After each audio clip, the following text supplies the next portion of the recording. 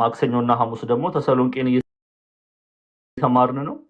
እግዚአብሔር አምላክ ቢረዳን በዚህ ሳምንት መጀመሪያውን የተሰሎንቄ መልእክት እንጨርሳለን።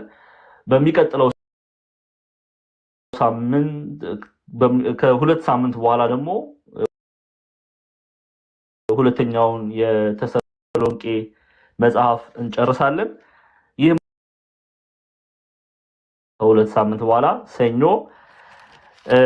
እናንተ ትመረቃላችሁ። አባቶች ይገኛሉ፣ ዘማሪያን ይገኛሉ። በአንድ ላይ በመሆን በዚህ ቲክቶክ ሚዲያ በመጠቀም መልእክተ ዮሐንስ የተማራችሁ ወንድሞች እናስመርቃችኋለን። ያው እናንተን ለማበረታታት ነው፣ በርቱ አይዟችሁ ለማለት ነው። የእግዚአብሔር ቃልን እንድትወዱ ፍቅሩ እንዲያድርባችሁ ከማለት ነው ይህንን የምናደርገውና የሚቀጥለው ሳምንት ሰኞ ዕለት ካላንደራችሁ ላይ ጽፋችሁ አስቀምጡ ማለት ነው። የምትመረቁበት ቀን ነው። መልእክተ ዮሐንስ የተማራችሁ ነጭ በነጭ ለብሳችሁ እግዚአብሔርን በህብረት ሆነን እናመሰግናለን ብለን ተስፋ እናደርጋለን። መምህር ክርስቶፎሮስም በዛን ጊዜ ይገኛሉ የሚል እምነት አለኝ። ይኖራሉ አይደል መምህር? ወንድማችሁ አለ መምህር ከሆነ ግን የለም አለ። በዚሁ አጋጣሚ የዛ ዕለት ትምህርት እንዲዘጋጁ ለመንገር ነው። ተጋባዥ መምህር ነው እርሶ እንዲያስተምሩ እንመካከራለን። እስኪ እንደ እግዚአብሔር ቸርነት ችግር የለም። መቼም እኔ የዛን ቀን አላስተምርም መቼም። አይ እንግዶችን እንጋብዛለን። ይለቅና እሺ እንጋብዛለን፣ ችግር የለውም። መልካም እሺ፣ እንቀጥላለን። መጀመሪያዊቱ የሐዋርያ ዮሐንስ መልእክት ሁልጊዜ እንደምናደርገው አስቀድመን 4 ነጥቦችን አንስተን እናያለን። ለምን ተጻፈ የሚለውን ሐሳብ ራሱ ቅዱስ ዮሐንስ ይሄን መልእክት ሲያዘጋጅ በመልእክቱ ውስጥ ይሄንን መልእክት ለምን እንደጻፈ አስፍሯል። የመጀመሪያው ምክንያት አንደኛ ዮሐንስ ምዕራፍ 1 ቁጥር 4 ላይ ተጽፎ ነው የምናነበው። መጀመሪያዊቱ የሐዋርያ ዮሐንስ መልእክት ምዕራፍ 1 ቁጥር 4 ላይ እንዲህ ይላል፣ ደስታችሁም እንዲፈጸም ይህን እንጽፍላችኋለን ይላል። ምናችሁ እንዲፈጸም? ደስታችሁ እንዲፈጸም ይህን እንጽፍላችኋለን። አውዱን ባጠናንበት ክፍል ላይ ምዕራፍ 1ን በተማርንበት ክፍል ላይ ቅዱስ ዮሐንስ ለምንድን ነው እንዲህ ያለ የሚለውን አይተናል። ለምንድን ነው ይሄንን መልእክት የጻፈው ያለውን ክፍል በደንብ ተምረናል። ግን አንዱ ምክንያት ምንድነው? በኤፌሶን ያሉ ደቀ መዛሙርቱ በእግዚአብሔር ቃል በወንጌል የወለዳቸው በክርስቶስ ኢየሱስ የሚያምኑትን ደስታችሁ ፍጹም ይሆን ዘንድ ይሄንን መልእክት እጽፍላችኋለሁ። በክርስቶስ ኢየሱስ ላይ ያላችሁ ደስታ ምን ይሆን ዘንድ? ፍጹም ይሆን ዘንድ ይሄን መልእክት እጽፍላችኋለሁ ይላል። አንደኛ መልእክቱ ይሄ ነው። ይሄ መልእክት የተጻፈበት ዓላማው ይሄ ነው። ሁለተኛውን ራሱ ቅዱስ ዮሐንስ ምዕራፍ 2 ቁጥር 1 ላይ ያሰፍራል። ምዕራፍ 2 ቁጥር 1 ላይ ይሄንንም ምዕራፍ 2ን ባጠናንበት አውድ ላይ አይተናል፣ ተምረናል። እንዲህ ይላል፣ ልጆቼ ሆይ ኃጢአትን እንዳታደርጉ ይህን እጽፍላችኋለሁ። ምን እንዳታደርጉ? ኃጢአት እንዳታደርጉ ይሄንን መልእክት እጽፍላችኋለሁ ይላል። ስለዚህ በኤፌሶን ያሉ ክርስቲያኖችን ኃጢአት እንዳያደርጉ ከኃጢአት ይቆጠቡ ዘንድ ይሄንን መልእክት ሲጽፍላቸው እናያለን። ክርስቲያኖች ናቸው። ቅዱስ ዮሐንስ በኤፌሶን ሊቀ ጳጳስ በነበረበት ሰዓት ላይ ይሄን መልእክት እንዳዘጋጀ የቤተክርስቲያን ሊቃውንት ይናገራሉ። ስለዚህ ሁለተኛው ከኃጢአት ይጠበቁ ዘንድ ይሄንን መልእክት እንደጻፈላቸው አይተናል። አውዱን ስናጠና ምዕራፍ 2ን በተማርንበት ክፍል ላይ ይሄንን በስፋት አይተናል። ሶስተኛው to avoid the deceivers ወይም ስለሚያስቷችሁ ሰዎች ይሄንን ጽፌላችኋለሁ ይላል። ቁጥር 26 ላይ ምዕራፍ 2 ቁጥር 26 ላይ ስለሚያስቷችሁ ሰዎች ይህን ጽፌላችኋለሁ ይላል። ኦኬ፣ በኤፌሶን ተገኝተው የስተት ትምህርትን የሚያስተምሩ ሐሳውያን እንደነበሩ ምዕራፍ 2ን ስናጠና አይተናል። ባህሪያቸውን ሁሉ ተመልክተናል። ኖስቲሳውያን ነበሩ። ኦኬ፣ ኢየሱስ ክርስቶስ ከመሰው አይደለም ግን ሰው መስሎ ተመላለሰ የሚሉ የስህተት አስተማሪዎች ነበሩ። በመጽሐፍም አይተናል። በመጽሐፍ ቅዱስ ላይ እንደነ የኒቆላዎስን ዲያቆን የነበረውን የኒቆላዎስን ትምህርት የሚከተሉ ኒቆላውያን ለጣዖት የተሰዋን የሚበሉ ከዝሙት ጋር ህብረት የሚያደርጉ እንዲህ አይነትን የርክስና ርኩስ የሆነውን ነገር ኃጢአት የሆነውን ነገር ወደ ቤተክርስቲያን በማስገባት የሚያለማምዱ እንደነበሩ አይተናል። በዛ ክፍል ላይም ያንን አውድ ባጠናንበት ምዕራፍ 2ን በተመለከትንበት ክፍል ላይ ተመልክተናል። ቅዱስ ዮሐንስ በመልእክቱ ላይ ለእነርሱ እንዴት እያለ ይመልስላቸው እንደነበረ ከስህተት ትምህርታቸውን እንዴት ያጋልጥ እንደነበረ የእግዚአብሔር እውነተኛው ደግሞ የሐዋርያት ትምህርት ምን እንደነበረ ሲገልጽ አይተናል። ያን ክፍል ተምረናል። የመጨረሻው ሶስቱን አይተናል ማለት ነው። ፐርፖዝ ኦፍ ኤፒስቶል ይሄ መልእክት የተጻፈበት ሶስቱ ምክንያቶች አይተናል። አራተኛውን የምናገኘው ምዕራፍ 5 ላይ ነው። ምዕራፍ 5 ላይ ነው። የመጨረሻው ክፍል ላይ ነው አራተኛው የምናገኘው ምዕራፍ 5 ቁጥር 13 እና 14 13 እና 14ን ምዕራፍ 5 ቁጥር 13 እና 14 ላይ ነው ይሄንን መልእክት የምናገኘው። የዘላለም ሕይወት እንዳላችሁ ታውቁ ዘንድ በእግዚአብሔር ልጅ ስም ለምታምኑ ይህን ጽፌላችኋለሁ ይላል። ስለዚህ በክርስቶስ ኢየሱስ በማመናቸው ምክንያት የዘላለም ሕይወት እንዳላቸው ያውቁ ዘንድ ይህን መልእክት ጽፎላቸዋል። በእርሱም ደግሞ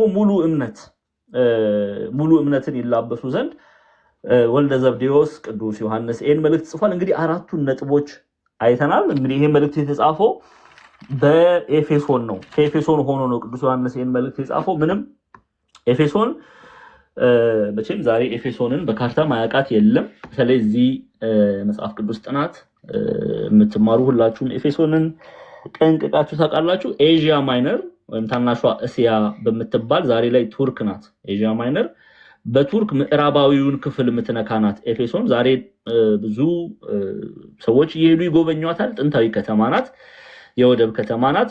በዚህ ሆኖ ነው እንግዲህ ቅዱስ ዮሐንስ ወልደ ዘብዴዎስ ቅዱስ ዮሐንስ ይሄንን መልእክት ያዘጋጀው። ይሄንን የዮሐንስ መልእክትን ያዘጋጀው እግዚአብሔር እየረዳን ይሄው ዛሬ ላይ ደርሰናል። እግዚአብሔር እየረዳን ከምዕራፍ 1 ጀምረን 4 ምዕራፍ ጨርሰን 5ኛውን ግማሹን ተመልክተናል። የቀረን በጣም ጥቂት ነው። ዛሬ ነበር ለመጨረስ ያሰብነው። ዛሬ ነበር ይሄን ምዕራፍ አጠናቀን ወደ ሁለተኛው የሐዋርያው ዮሐንስ መልእክት መሄድን ያሰብነው፣ ግን ሼር አድርጉ፣ ታብ አድርጉ፣ ኮፒ ሊንክ አድርጉ ሲባል ያ ሊሆን አልቻለም። አካውንቱ እስካሁን ዶርማንት ላይ ነው ያለው። እንግዲህ ተማሪዎች ብዙ ነገር ይጠብቅባቸዋል ማለት ነው። በደንብ ኮፒ ሊንክ መደረግ አለበት። ባለፈው እኔም ሆነ ዲያቆን ስለሺ መልእክት አስተላልፈን ነበረ። ብዙዎቻችሁ አድርጋችኋል። እግዚአብሔር አምላክ ይስጣችሁ፣ እግዚአብሔር አምላክ ይባርካችሁ ሁላችሁንም። ግን ገና ይቀረዋል። በተለይ እህታችን ትትና ማስታወቂያ ሰርታ እንዴት ኖቲፊኬሽን ኦን እንደሚደረግ አሳይታችሁ ነበረ። እንዴት ገብታችሁ የደወል ምልክቷን በመጫን ኖቲፊኬሽን ልክ ላይቭ ስገባ ቶሎ ኖቲፊኬሽን ይደርሳችሁ ዘንድ ያንን አሳይታ ነበር። አይ ዶንት ኖ ስንቶቻችሁ ይሄን አድርጋችኋል የሚለውን እኔ አላቅም፣ እናንተ ታውቃላችሁ። ስለዚህ ይሄ ነገር መቀጠል አለበት። ራዕየ ዮሐንስ ሳንጀምር ወደ ቀድሞ መመለስ መቻል አለበት። ስለዚህ ኖቲፊኬሽን ዋናው እሱ ነው። እያንዳንዱ ተማሪዎች ቶሎ ኖቲፊኬሽን ይደርሳቸው ዘንድ፣ ምክንያቱም እዚህ መተን እንደ ሼር አድርጉ ኮፒ ሊንክ አድርጉ እያለን 15-20 ደቂቃ መፍጀት የለብንም። ስለዚህ ተባበሩና በውስጥ መስመር በቴሌግራም ላይ እንዴት ኖቲፊኬሽን ማብራት እንደሚቻል እህቶች ያንን መልእክት አድርሱ። ይህንን ማለት ነው የምወደው። ሐዋርያዊ ተልኳችሁን እንድትወጡ አደራላለሁ። እንደዛ አድርጉ። ዛሬ ምዕራፍ 5ን ከቁጥር 12 ጀምረን እግዚአብሔር አምላክ እየረዳን እንቀጥላለን ማለት ነው። በስመ አብ ወወልድ ወመንፈስ ቅዱስ አሐዱ አምላክ አሜን። እግዚአብሔር አምላክ ሚስጥሩን ይግለጥልን፣ የምንማረውን በልቦናችን ላይ ያትምልን፣ በመልካም ጎዳና እንድንመላለስ እግዚአብሔር አምላክ ይርዳን። እሺ ምዕራፍ 5 መጀመሪያይቱ የሐዋርያው የዮሐንስ መልእክት ምዕራፍ 5 ቁጥር 2 በባለፈው ቁጥር 12ን አይተናል፣ ግን ደግመን ከዛ እንነሳለን። ቁጥር 12 ልጁ ያለው ሕይወት አለው፣ የእግዚአብሔር ልጅ የሌለው ሕይወት የለውም ይለናል ቅዱስ ዮሐንስ። ኦኬ እንግዲህ ቅዱስ ዮሐንስ በኤፌሶን ላሉት ክርስቲያኖች ልጁ ያለው ሲል ወልደ እግዚአብሔርን ነው የሚናገረው። ኢየሱስ ክርስቶስ ልጁ ያለው ሕይወት አለው። ኢየሱስ ክርስቶስ በእርሱ ያመነ ትምህርቱን የተቀበለ በትምህርቱ የሚመላለስ ሕይወት አለው። ሕይወት የሚገኘው በጌታችን በመድኃኒታችን በኢየሱስ ክርስቶስ ነው እያላቸው ነው። ምክንያቱም በኤፌሶን የተነሱ ሐሰተኞች ወይም ተቃዋሚዎች የሚባሉ አንቲክራይስት የምንላቸው በኤፌሶን ተነስተው የሚያስተምሩት ትምህርት አለ። ለምሳሌ እንደ ኖስቲሳውያን ያሉ በክርስቶስ ማመን አይደለም በእውቀት መበልጸግ ነው የሚያድነው ብለው የስህተት ትምህርትን ያስተምራሉ። ኦኬ በዛ የነበሩ ክርስቲያኖችን ይረብሹ ነበር። በክርስቶስ ስላመናችሁ አትድኑም፣ በክርስቶስ ማመን አይደለም የሚያድነው ዕውቀት፣ ፍልስፍና፣ ጥበብ፣ እሱም ደግሞ ለተወሰኑ ሰዎች የተሰጠ ነው። ስለዚህ እናንተ ይሄ ኢየሱስ የምትሉት ክርስቶስ የምትሉት ጌታ የምትሉት አምላክ የምትሉት እርሱ አያድንም፣ የሚያድነው ጥበብ ነው፣ በጥበብ መመላለስ ነው እያሉ የሚያስተምሩ ቢጻሳውያን ነበሩ። ስለዚህ ቅዱስ ዮሐንስ ያን መልስ መመለስ ነበረበት። ስለዚህ የሚያድነው በልጁ በኢየሱስ ክርስቶስ ማመን ነው። ኦኬ ያን ሲል ቁጥር 12 ላይ ልጁ ያለው ሕይወት አለው ይላል። ምክንያቱም ኢየሱስ ክርስቶስን አምላክ አድርጎ ክርስቶስ ብሎ ክርስቶስ ማለት ምን ማለት ነው? የተቀባ የተመረጠ መሲህ ማለት ነው። ኦኬ ክርስቶስ ነው፣ እርሱ መሲህ ነው፣ እርሱ መድኃኒት ነው ብሎ ያመነ ልጁ ያለው ሕይወት አለው፣ የእግዚአብሔር ልጅ የሌለው ሕይወት የለውም ማለት ያመነ እርሱ ይድናል፣ ያላመነ ግን ይፈረድበታል። በአንዱ በእግዚአብሔር ልጅ በኢየሱስ ክርስቶስ ስላላመነ ምን ይላል? ይፈረድበታል። ሕይወት ያለው በክርስቶስ ነው እያለ ነው ቅዱስ ዮሐንስ የሚናገረው። ይሄንን ደግሞ በሁለተኛ ዮሐንስ ላይ እዚሁ ላይ ሁለተኛ ዮሐንስ ምዕራፍ 1 ቁጥር 9 ላይ ያስቀምጠዋል። ሁለተኛው ይሄው በሚቀጥለው ሳምንት በደንብ የምንማረው ክፍል ነው። ሁለተኛው የሐዋርያው ዮሐንስ መልእክት ቁጥር 9 ላይ ስትመጡ ቁጥር 9 ላይ ለሚወጣ ሁሉ በክርስቶስ ትምህርትም ለማይኖር ሰው አምላክ የለውም፣ በክርስቶስ ትምህርት የሚኖር አብና ወልድ አሉት ይላል። ተመልከቱ፣ አምላክ የለውም፣ በክርስቶስ ትምህርት የማይመላለስ በክርስቶስ ኢየሱስ የማያምን ምን የለውም? አምላክ የለውም። ስለዚህ በክርስቶስ የሚያምን እርሱ አብም መንፈስ ቅዱስም አሉት በአንድያ በእግዚአብሔር ልጅ በልጁ ስላመነ። ስለዚህ አምላክ አለው እያለ ነው። በክርስቶስ የማያምን ግን አምላክ የለውም። በወንጌል ላይም ዮሐንስ ወንጌል ምዕራፍ 3 ቁጥር 36 ላይ ይህንን በስፋት እናያለን። ዮሐንስ 3:16 ዮሐንስ 3:36 እናነበውና ከዛ 3:36 ላይ እንሄዳለን። ምን ይለናል? በእርሱ የሚያምን ማለትም በክርስቶስ ኢየሱስ የሚያምን ሁሉ የዘላለም ሕይወት እንዲኖረው እንጂ እንዳይጠፋ እግዚአብሔር አንድያ ልጁን እስኪሰጥ ድረስ ዓለሙን እንዲሁ ወዷልና። እንዲሁ የሚወደድ ነገር ሳይኖረን የወደደን እግዚአብሔር አምላክ እንዲሁ ወዷልና ዓለም በልጁ እንዲድን ነው እንጂ በዓለም እንዲፈርድ እግዚአብሔር ወደ ዓለም አላከውም። ማንን? ኢየሱስ ክርስቶስን ወደዚች ምድር የላከው ምን ለማድረግ ነው? እኔና እናንተን ለማዳን ነው። ኢየሱስ ክርስቶስ መድኃኒት ሆኖ ነው የተላከው። ኦኬ መድኃኒት ነውና ደግሞ ግን መድኃኒት የሆነው ኢየሱስ ክርስቶስ በአባቱ ፈቃድ፣ በራሱ ፈቃድ፣ በመንፈስ ቅዱስ ፈቃድ እኔና እናንተን ወደዚህ ምድር እሱ መጥቶ ሊያድነን ከእናታችን ከቅድስት ድንግል ማርያም ስጋ ነስቶ በቀራንዮ ላይ ተሰቅሏል። ስለዚህ በእርሱ የሚያምን ሁሉ የዘላለም ሕይወት እንዲኖረው እንጂ እንዳይጠፋ እግዚአብሔር አንድያ ልጁን እስኪሰጥ ድረስ ዓለሙን እንዲሁ ወዷልና። ዓለም በልጁ እንዲድን ነው እንጂ በዓለም እንዲፈርድ እግዚአብሔር ወደ ዓለም አላከውም። አላከውም። ቁጥር 36 ላይ ይሄው በልጁ የሚያምን የዘላለም ሕይወት አለው። ልጅ የተባለ ኢየሱስ ክርስቶስን ነው። ኦኬ በልጁ የሚያምን የዘላለም ሕይወት አለው። በልጁ የማያምን ግን የእግዚአብሔር ቁጣ በእርሱ ላይ ይኖራል እንጂ በሕይወት የእግዚአብሔር ቁጣ በእርሱ ላይ ይኖራል እንጂ ሕይወትን አያያትም ይላል። ሕይወትን አያይም። ሕይወት ከእግዚአብሔር ውጪ የለችም። ሕይወት ከወልደ እግዚአብሔር ውጪ የለችም። በወልደ እግዚአብሔር በኢየሱስ ክርስቶስ ቃል በተባለው በኢየሱስ ክርስቶስ የማያምን ሕይወት የለውም። እርሱ ራሱ ሕይወት ነው። ኢየሱስ ክርስቶስ ሕይወትን የሚሰጥ ብቻ አይደለም፣ እርሱ ራሱ ምንድነው? ሕይወት ነው። ኦኬ ኢየሱስ ክርስቶስ ብርሃን ነው ስንል ብርሃንን የሚሰጥ ብቻ ሳይሆን እሱ ራሱ ብርሃን ነው። ኦኬ ራሱ ብርሃን ነው። ይሄንን እዚሁ ምዕራፍ 1 ላይ እናያለን። ተመልከቱ። በመጀመሪያም ቃል ነበር፣ ቃልም በእግዚአብሔር ዘንድ ነበረ፣ ቃልም እግዚአብሔር ነበር። ይህ በመጀመሪያ በእግዚአብሔር ዘንድ ነበረ። ሁሉ በእርሱ ሆነ፣ ከሆነውም አንዳች እንኳን ያለ እርሱ አልሆነም ካለ በኋላ በእርሱ ምን ነበረች አለ? በእርሱ ሕይወት ነበረች፣ ሕይወትም የሰው ብርሃን ነበረች። ብርሃንም በጨለማ ይበራል፣ ጨለማውም አላሸነፈውም ይላል። ስለዚህ በእግዚአብሔር ልጅ በኢየሱስ ክርስቶስ የማያምን ሕይወት የለውም እያለን ነው ቅዱስ ዮሐንስ። ሕይወት የለውም፣ አምላክ የለውም እያለ ይናገራል። የቤተክርስቲያናችን አንድምታ ትርጓሜንም ብንመለከት ከዚህ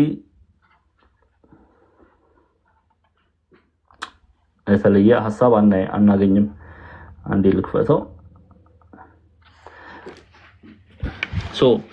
ወልደ እግዚአብሔር ያላደረበት ግን የዘላለም ድህነት የለውም።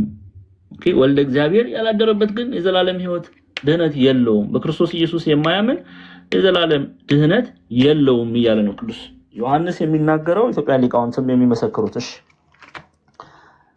እንመለስ። ስለዚህ ልጁ ያለው ሕይወት አለው፣ የእግዚአብሔር ልጅ የሌለው ሕይወት የለውም። እግዚአብሔር የለውም፣ አምላክ የለውም፣ ወልድና መንፈስ ቅዱስ በእርሱ የሉም። ምክንያቱም እርሱ ወልድ ኢየሱስ ክርስቶስን አልተቀበለምና መድኃኒት ብሎ አልተመለከተምና። ኦኬ ቁጥር 13 ላይ የዘላለም ሕይወት እንዳላችሁ ታውቁ ዘንድ በእግዚአብሔር ልጅ ስም ለምታምኑ ይህን ጽፌላችኋል ይላል። አያችሁ አሁን የዘላለም ሕይወት እንዳላችሁ ታውቁ ዘንድ ኦኬ በወልደ እግዚአብሔር ስም ላመናችሁ ለእናንተ ይህንን ጽፌላችኋለሁ እያለ ይናገራል። ምን ብለናል? ይሄ መልእክት የተጻፈው በኤፌሶን ላለችው ቤተክርስቲያን ቅዱስ ዮሐንስ በእግዚአብሔር ቃል በወንጌል ለወለዳቸው ደቀ መዛሙርት ነው ይሄ መልእክት የተጻፈው። ኦኬ በኤፌሶን ላለችው ቤተክርስቲያን እነሱ ደግሞ በክርስቶስ ኢየሱስ ያምናሉ፣ በወልደ እግዚአብሔር ያምናሉ። ስለዚህ ቅዱስ ዮሐንስም ልጆቼ እያለ ሲጠራቸው አይተናል በመልእክቱ ላይ 2-3 እንደ ለአብነት ያህል 2-3ቱን ክፍል እንመልከት። ለምሳሌ ምዕራፍ 2 ቁጥር 1 ልጆቼ ሆይ ይላቸዋል። ኦኬ ምዕራፍ 2 ቁጥር 1 ልጆቼ ሆይ ብሎ ይጠራቸዋል። ለምን? በእግዚአብሔር ቃል በወንጌል ስለወለዳቸው። ምዕራፍ 2 ላይም ከቁጥር 12 ብትመለከቱ ልጆቼ ሆይ ይላቸዋል። ኦኬ ልጆቼ ሆይ እያለ ይጠራቸዋል ስለወለዳቸው። ቁጥር 18 ላይ ብትመለከቱ ልጆቼ ሆይ ይላል ወልደ ዘብዴዎስ ቅዱስ ዮሐንስ። ምዕራፍ 3ን እንዲህ ብትሉ የእግዚአብሔር ልጆች ተብለን ልንጠራ አብ እንዴት ያለውን ፍቅር እንደሰጠን እዩ ይላል። እንዲሁም ነን ይላቸዋል። ቅዱስ ዮሐንስ ወልደ ዘብዴዎስ። እሺ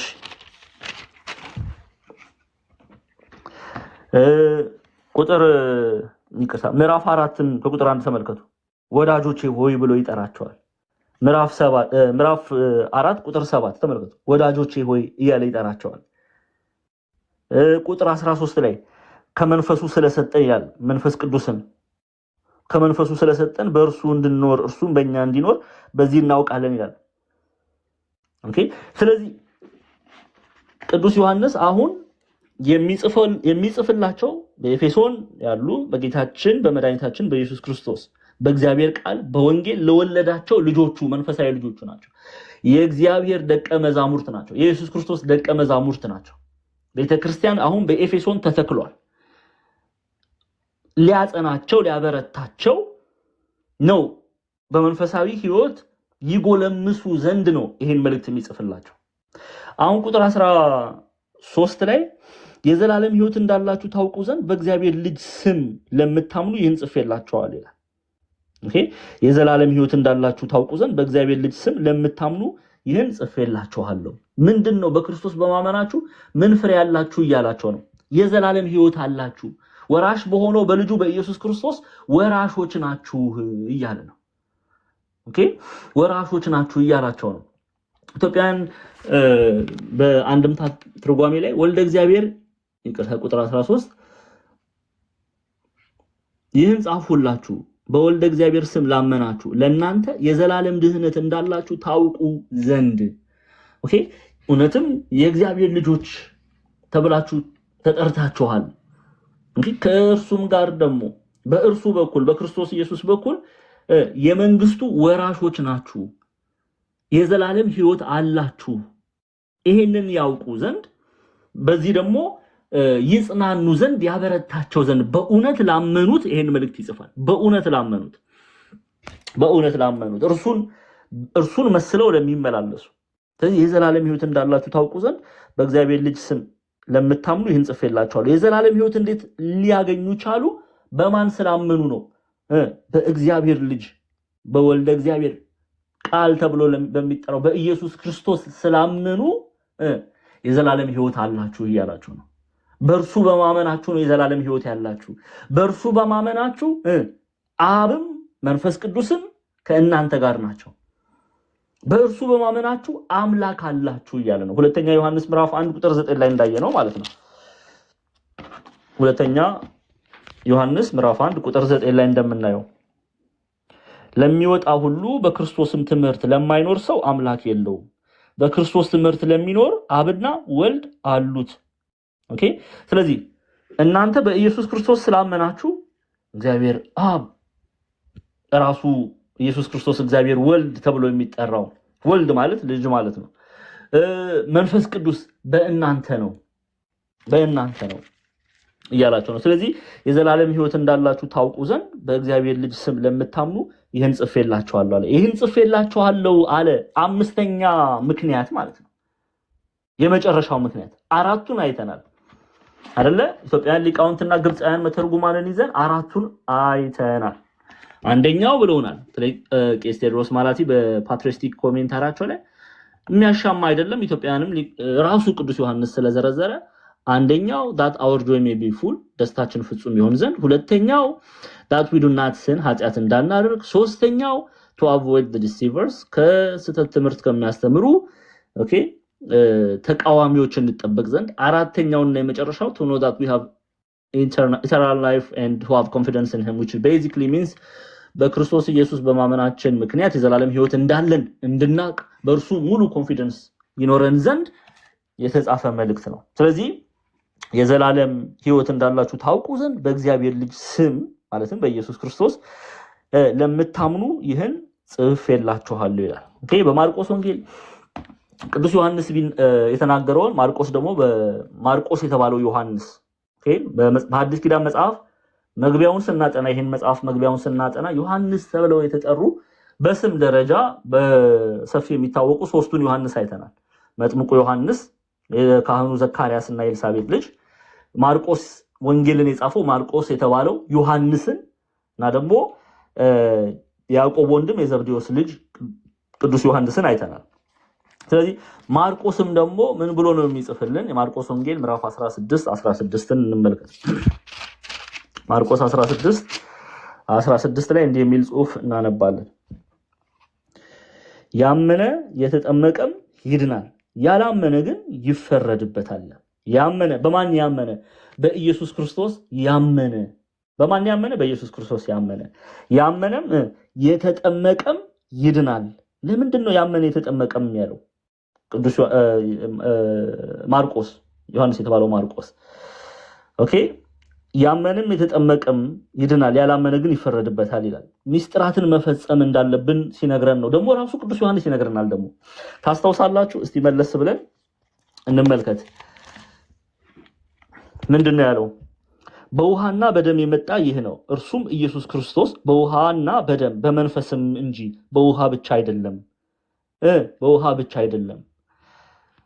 ጌታችን መድኃኒታችን ኢየሱስ ክርስቶስ ይሄንን ከመጥምቁ ቅዱስ ዮሐንስ ጥምቀት ይለየዋል። የክርስቶስን ጌታችን መድኃኒታችን ኢየሱስ ክርስቶስ ደሙን አፍስሶ ስጋውን ቆርሶ በጥምቀት ብቻ አይደለም። ኦኬ ስጋዬን ብሉ ደሜን ጠጡ፣ ኦኬ ስጋዬን ብሉ ደሜን ጠጡ ብሎ ነው የመጣው። ስጋውን ቆርሶ ደሙን አፍስሶልን በጥምቀት ብቻ አይደለም። ሚስጥራትን መፈጸም መንፈስ ቅዱስን ሰጥቶን ነው የመጣው፣ በጥምቀት ብቻ አይደለም የመጣው እያለ ነው ቅዱስ ዮሐንስ። ስለዚህ ለዚህ ነው ቤተክርስቲያን ሚስጥራትን ለመዳን በደንብ አድርጋችሁ ስሙ። የቤተክርስቲያን የመዳን ትምህርት ማመን፣ ከዛስ በኋላ የቤተክርስቲያናትን ሚስጥራት መፈጸም ግድ ይላል። ስጋው ደሙን መቀበል ግድ ይላል። ኦኬ ስጋው ደሙን መቀበል ግድ ይለናል። መጠመቅ ግድ ይለናል። ማመን ብቻ አይደለም። ምክንያቱም በእርሱ ካመንን ልንጠመቅ ሚስጥራትን ልንፈጽም ራሱ ቅዱስ ዮሐንስ ያዘናል። ምክንያቱም ክርስቶስ በዚህ ብቻ አይደለም የመጣው። ይሄን በባለፈው ስንማር በስፋት አይተናል። ስለዚህ ያመነ የተጠመቀ የቤተክርስቲያን ሚስጥራትን የፈጸመ ይድናል። ያላመነ ግን ይፈረድበታል አለ። ያላመነ ሲጀምር ወደ ሚስጥራት ሊሄድ አይችልም። የሚስጥራት በር መክፈቻ ማመን፣ መጠመቅ ማመን ያስፈልጋል። ሰው ሳያምን እንዴት ሚስጥራትን ሊፈጽም ይችላል? አይችልም። ስለዚህ ቅዱስ ዮሐንስ የተባለው ማርቆስ ሊጽፍልን አይችልም። እንዴት ብሎ ሊጽፍልን ይችላል? አንዳንድ ሰዎች ይሄንን እንደመከራከሪያ ነጥብ አንስተው ሲከራከሩ ያለው በጣም ነው የሚያሳዝነው። ያላመነ ሰው ሚስጥራትን ሊፈጽም ስለማይችል ቅዱስ ዮሐንስ የተባለው ማርቆስ አልጻፈልንም። ማርቆስ 16:16 ላይ ሰው ካመነ በኋላ ሚስጥራት ይፈጸሙለታል። ለዚህ ነው ነው በቅዳሴ ሥርዓታችን ላይ ጻው ንዑሰ ክርስቲያን ይባላል። የክርስቲያን ታናናሾች ውጡ፣ ሚስጥራትን ሊያዩ ስለማይችሉ ስላልተፈቀደላቸው። ይሄ ነው የቤተክርስቲያናችን አስተምሮ። ስለዚህ ቅዱስ ዮሐንስ የዘላለም ሕይወት እንዳላችሁ ታውቁ ዘንድ በእግዚአብሔር ልጅ ስም ለምታምኑ ይህን ጽፌላችኋለሁ ይላል። የዘላለም ሕይወት እንዳላችሁ የምታምኑ ሲል ምን ማለት ነው? የምታምኑ ሲል ትምህርቱን ለምሳሌ በክርስቶስ ኢየሱስ እናምናለን ምንል ከሆነ በቃ በስሙ ብቻ አምነናል ማለት አይደለም። ወይም ደግሞ በቃ በክርስቶስ አምኛለሁ ብለን አበቃ ማለት አይደለም። ትምህርቱን መከተል አለብን። ምን ብሎ አስተምሯል? በክርስቶስ አንድ ሰው አምናለሁ ሲል ስጋዬን የበላ ደሜን የጠጣ የዘላለም ሕይወት አለው የሚለውንም ቃል መቀበል መቻል አለበት። ዝም ብሎ በክርስቶስ አምናለሁ ማለት አይደለም። በክርስቶስ ያመነ ሰው በትምህርቱ መመላለስ መቻል አለበት። ከኃጢአት መራቅ መቻል አለበት። እምትወዱኝ ከሆነ ትእዛዛቴን ጠብቁ እንዳለ ትእዛዙን መጠበቅ መቻል አለበት። ይሄ ነው በክርስቶስ አምኛለሁ ማለት ይሄ ነው። በክርስቶስ አንድ ሰው አምናለሁ ሲል ትምህርቱን እቀበላለሁ እያለ ነው ማለት ነው። ትምህርቱን እተገብራለሁ እያለ ነው ማለት ነው። አምኛለሁ ብሎ ግን የክርስቶስን ትምህርት የማይተገብር ክርስቶስ ኢየሱስ ባስተማረበት መንገድ የማይመላለስ ግን በእውነት አላመንም። ስለዚህ የዘላለም ሕይወትን አያይም። ያስተማረውን ጌታችን መድኃኒታችን ኢየሱስ ክርስቶስ ያስተማረውን በጥንቃቄ መፈጸም መቻል አለበት። ሐዋርያት ሥራ ምዕራፍ 9 እስቲ እንመልከት። አንዴ ሐዋርያት ሥራ ምዕራፍ 9 ምን የሚል ቃል እናገኛለን? ስለ ሳኦል ነው የምናየው። አንዴ ከሰዓታችን ለመጠበቅ ከቁጥር 5 ጀምሬ ላንብበው። ሳኦል ሳኦል ስለምን ታሳድደኛለህ የሚለውን ድምጽ ሰማ። ሳኦል ሳኦል ስለምን ታሳድደኛለህ የሚለውን ድምጽ የሰማው ማን ነው? ሳኦል የተባለው ማን ነው? ቅዱስ ጳውሎስ። በጳፋ ነው ቅዱስ ጳውሎስ የተባለው። ጳውሎስ የሚለውን ስም በርሲያን የተባለውን ጳውሎስ ይላሉ ሊቃውንቱ።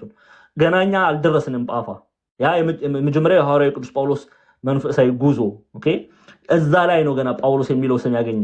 ሐዋርያት ሥራ ምዕራፍ 9 ላይ ሳኦል ኦኬ፣ ሳኦል እሺ፣ ምንድነው የሚለው? ሳኦል ሳኦል ስለምን ታሳድደኛለህ የሚለውን ድምጽ ሰማ። ጌታ ሆይ ማን ነህ አለው። እርሱም አንተ የምታሳድደኝ እኔ ኢየሱስ ነኝ፣ የሞጊያውን ብረት ብትቃወም ለአንተ ይብስብሃል አለው። እየተንቀጠቀጠና እየተደነቀ ጌታ ሆይ ምን አድርግ ዘንድ ትወዳለህ አለው። ጌታም አያችሁ ተነስተህ ወደ ከተማ ግባና ታደርገው ዘንድ የሚያስፈልግህን ይነግሩሃል አለው። ቤተክርስቲያን ትነግርሃለች ማድረግ ያለብህ ምን እንደሆነ። ኦኬ ጌታ ሆይ አምኛለሁ እኮ አይደለም በቃ በቃልህ ጨረስክ አላለው። ብሎታል እንዴ? አላለው። ድንገት ካላነበብኩ ብዬ አላለው። ኦኬ ምንድነው ያለው? ሂድ ወደ ቤተክርስቲያን ልታደርግ የሚያስፈልግህን ቤተክርስቲያን ትነግርሃለች። ስለዚህ ሳኦል ሄደ ወደ ቤተክርስቲያን። ከዛስ በኋላ ተጠመቀ። ሚስጥራትን መፈጸም ግድ ይለዋል። ማመን ብቻ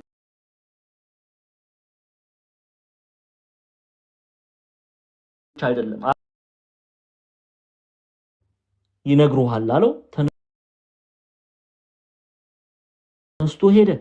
ይሄው ቁጥር 15 ጀምረን እንመልከት። ከዛስ በኋላ ከቁጥር 17 ጀምሮ ያለውን ክፍል ሐናንያም ሄዶ ወደ ቤቱ ገባ፣ እጁንም ጭኖ ወንድሜ ሳኦል ሆይ ጌታ እርሱም በመጣህበት መንገድ የታየህ ኢየሱስ ነው፣ ደግሞ ታይ ዘንድና መንፈስ ቅዱስ ይሞላብህ ዘንድ ላከኝ አለ። ወዲያውም እንደ ቅርፊት ያለ ከዓይኑ ወደቀ። ያን ጊዜም ደግሞ አየ። ተነስቶም ተጠመቀ፣ መብልን በልቶ በረታ ይላል። አያችሁ ምን አደረገ? ተጠመቀ። ሚስጥራትን መፈጸም ግድ ስለሚለው ማለት ነው።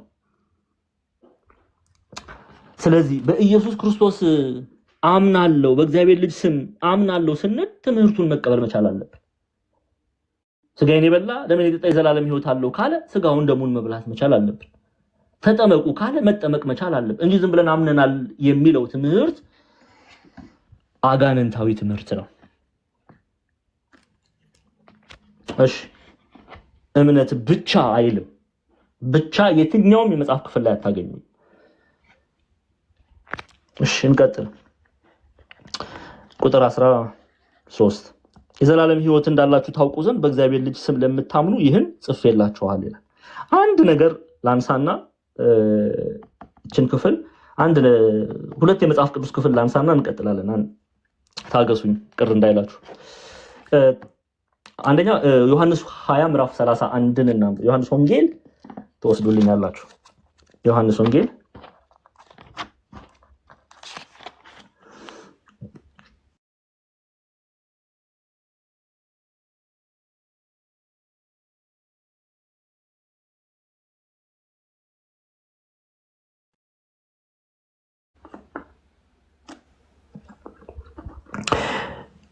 ኢየሱስም በዚህ መጽሐፍ ያልተጻፈውን ሌላ ብዙ ምልክት በደቀ መዛሙርቱ ፊት አደረገ። ነገር ግን ኢየሱስ እርሱ ክርስቶስ የእግዚአብሔር ልጅ፣ አያችሁ የእግዚአብሔር ልጅ የሚሉት ማንን ነው? ኢየሱስ ክርስቶስ ነው። ኢየሱስ እርሱ ክርስቶስ የእግዚአብሔር ልጅ እንደሆነ ታምኑ ዘንድ አምናችሁም በስሙ ሕይወት ይሆንላችሁ ዘንድ ይህ ተጽፏል።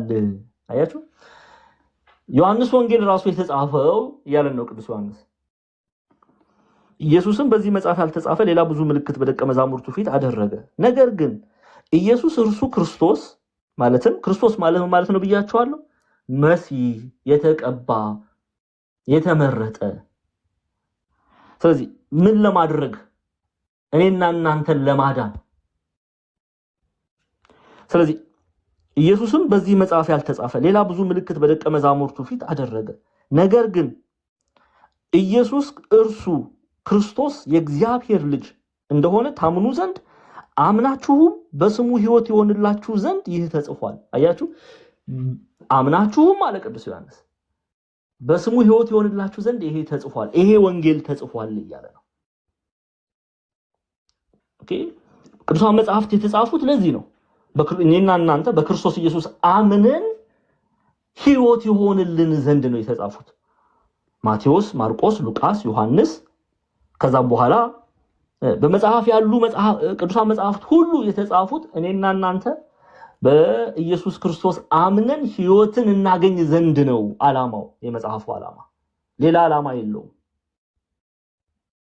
ስለዚህ ቅዱስ ዮሐንስ ይሄንን እውነት ይነግረናል።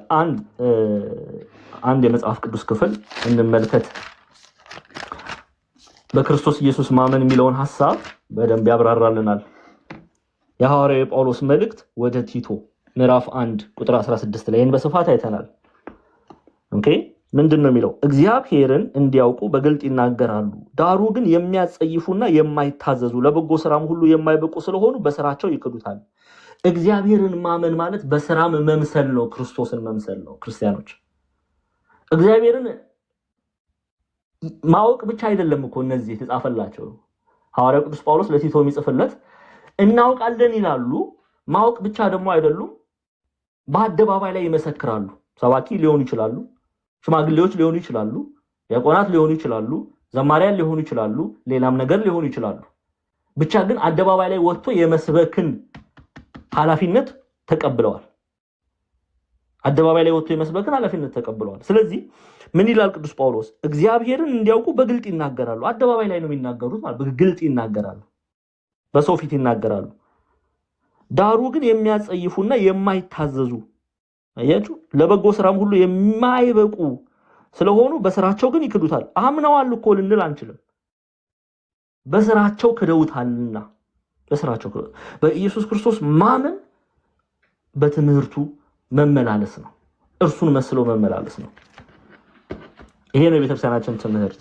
ስለዚህ የዘላለም ሕይወት እንዳላችሁ ታውቁ ዘንድ በእግዚአብሔር ልጅ ስም ለምታምኑ ይህን ጽፌላችኋለሁ ይላል። ይህንን መልእክት የጻፍኩላችሁ ለእናንተ ነው። እሺ ቁጥር 14 በእርሱ ዘንድ ያለን ድፍረት ይህ ነው፣ እንደ ፈቃዱ አንዳች ብንለምን ይሰማናል አለ። ማን ነው የሚሰማን? ማን ነው የሚሰማን?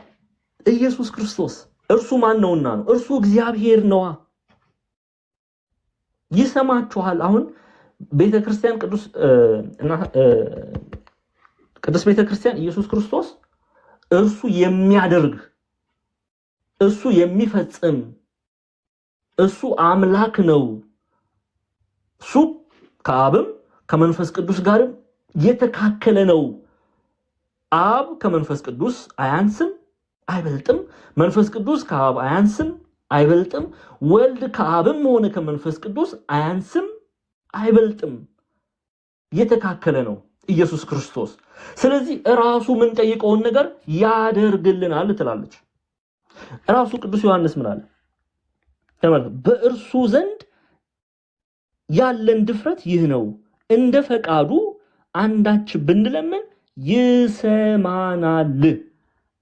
ግን አሁን ችግሩ እዚህ ጋር አለ። እንደ ፈቃዱ ነው የተባለው። እንደማን ፈቃድ? እንደ እግዚአብሔር ፈቃድ፣ እንደ እግዚአብሔር ፈቃድ፣ እንደ እግዚአብሔር ቃል የለመነውን የሚሰማ አምላክ ነው። እንዲህ አይነት ድፍረት አለን በእርሱ በማመናችን። እንዲህ አይነቱን ጸጋ አባ አባ ብለን የምንጠራበትን አንደበት እግዚአብሔር አምላክ በእውነት ለሚያምኑት ሰጥቷል። በእውነት ለሚያምኑት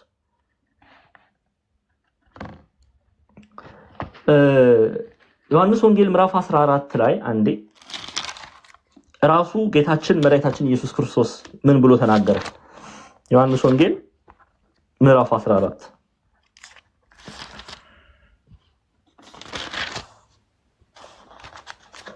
ዮሐንስ ወንጌል ምዕራፍ 14 ከቁጥር 13 እና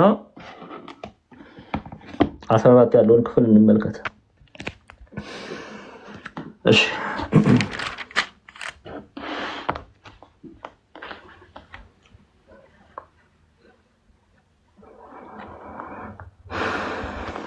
ከቁጥር 12 ጀምሮ ላምብላችሁ። እውነት እውነት እላችኋለሁ በእኔ የሚያምን እኔ የማደርገውን ስራ እርሱ ደግሞ ያደርጋል። ምን ማለት ነው? እኛ እቺ ለተአምር ብቻ ነው የምንጠቀምባት ወይ ሌላ ጉዳይ ነው የምንጠቀምባት? ምን እያለ ነው ኢየሱስ ክርስቶስ? እኔን መስሎ ይመላለሳል እያለ ነው። እውነት እውነት እላችኋለሁ በእኔ የሚያምን እኔ የማደርገውን ስራ እርሱ ያደርጋል። ጌታችን መድኃኒታችን ኢየሱስ ክርስቶስ የተቸገሩ ይረዳል፣ የተራቡትን ያበላል፣ የተጠሙትን ያጠጣል። ኦኬ ከኃጢአት በቀር ሰው ነው፣ ኃጢአት ፈጽሞ አያውቀው። ቅድስና የባህሪው ነው። እርሱን የመሰሉ ደግሞ የጸጋ ቅድስናን ይላበሳሉ፣ እርሱን መስለው ይመላለሳሉ። ኦኬ ሲገድል አላየነውም፣ ሎቱ ስብሐት። ታዲያ በእርሱ ያመንን ለምን እንገድላለን? ሲሳደብ አላየነውም፣ ሎቱ ስብሐት። ታዲያ በሱ አምነናል ለምን እንሳደባለን? ሲሰርቅ አላየነውም ሎቱ ስብሐት። ታዲያ በእርሱ እናምናለን የምንል ለምን እንሰርቃለን? እውነት እላችኋለሁ በእኔ የሚያምን እኔ የማደርገውን ስራ እርሱ ደግሞ ያደርጋል ብሏላ። እሺ እንቀጥል። ከዚህም የሚበልጥ ያደርጋል፣ እኔ ወደ አብ እሄዳለሁና አብም ስለ እኔ በደም ስሙ እኔ ወደ አብ እሄዳለሁና አብም ስለ ወልድ የሚለው ራሱን ነው ኢየሱስ ክርስቶስ እንዲከብር በስሜ የምትለምኑትን ሁሉ አደርገዋለሁ። ተመልከቱ፣ ምን አደርገዋለሁ? በስሜ የምትለምኑትን ሁሉ ምን አደርጋለሁ አለ? አደርገዋለሁ፣ እፈጽመዋለሁ። ወልድ ከአብ ጋር በስልጣን እኩል ነው። አብ ከወልድ አይበልጥም፣ ወልድ ከአብ አያንስም። ስለዚህ የምትጠይቁትን እፈጽማለሁ፣ አደርጋለሁ ነው ያለው። ኦኬ፣ ወልድ እንዲከብር በስሜ የምትለምኑትን ሁሉ አደርገዋለሁ፣ ማናቸውንም ነገር በስሜ ብትለምኑ እኔ አደርገዋለሁ ይላል። ማናቸውንም ነገር እንደ ሐሳቡ ተጠርታችሁ እንደ እግዚአብሔር ሐሳብ ማለት ነው። ከእግዚአብሔር ሐሳብ ውጪ የሆነ ልመና አለ። ከእግዚአብሔር ሐሳብ ውጪ የሆነ ልመና አለ። አንዳንዱ ሰው እኮ ለሌብነት የሚለምን እኮ አለ። እንደው እስቲ ዛሬ ባንክ ከዘረፍኩ 50-50 እንካፈላለን የሚል አለ። ይሄ ገሃነመ እሳትን ይላበሳታል። በእግዚአብሔር ላይ ቀልዷል፣ አሹፏልና ወንድሙ እንዲሞት የሚለምን አለ እኮ የለም እንዴ? እንደው እሷ አለፈላት ምን አለ አይኗን ድርግም ብታደርግልኝ የኔ መድኃኒዓለም ይላል። ይሄ አጋንንታዊ ልመና ይባላል። ከእግዚአብሔር ዘንድ ምንም የሚያገኘው ነገር የለም። ከእግዚአብሔር ዘንድ የሚቀበለው አንድ ነገር ነው፣ እሱም ፍርድን ይቀበላል። እንዲህ ብላችሁ የምትለምኑ ሰዎች ካላችሁ አለ ደግሞ በማወቅም ባለማወቅም ጥንቃቄ ያስፈልጋል። ጥንቃቄ ያስፈልጋል። የምንለምነውን ልናቅ ያስፈልጋል። የምንጠይቀውን ልናቅ ያስፈልጋል። የጠየቅነውን ሁሉ እንደ እግዚአብሔር ሐሳብ እስከሆነ ድረስ እግዚአብሔር አምላክ ይቀበለናል። ሌላው እዚህ ጋር ሰውን እያሳዘንን ሰውን እያስለቀስን በኃጢአት እየተመላለስን ምን ጸልይ ሰዎች ደግሞ አለን። ምንም ማድረግ አይሰማም። እግዚአብሔር አምላክ እንደ ሐሳቡ አይደለም ይጸልየን ነው። አይሰማም። ይሄው ራሱ መጽሐፍ ይናገራል። እኒ ዮሐንስ ወንጌል ምዕራፍ 15 ቁጥር 7 ችግሩ የእግዚአብሔር ቃል መማር አንወድም፣ ብንማር ብዙ እናቅ ነበር። ይሄው ምዕራፍ 15 ቁጥር 7